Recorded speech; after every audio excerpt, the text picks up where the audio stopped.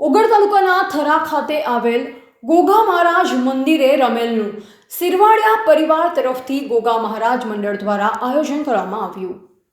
ચૈત્ર મહિનો એટલે શ્રદ્ધા, ભક્તિ, ભાવ અને આરાધનાનો ત્રિવેણી સંગમયુક્ત મહિનો। ચૈત્ર મહિનામાં ભક્તિભાવ અને દૈવી કર્મ વિશેષ જોવા મળતા હોય છે।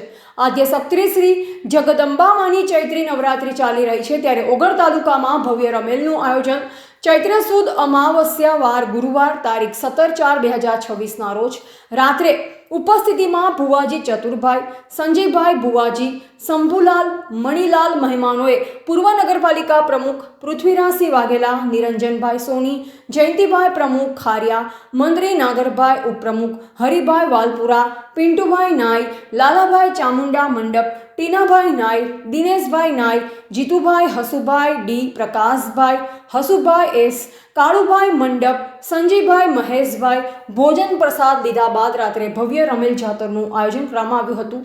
આ રમેલમાં દરેક લોકો ઉપસ્થિત રહી માતાજીના દર્શન કર્યા। રિપોર્ટર અલ્પેશ ગોસ્વામી ઓગળ સાથે નટવર કે પ્રજાપતિ થરા।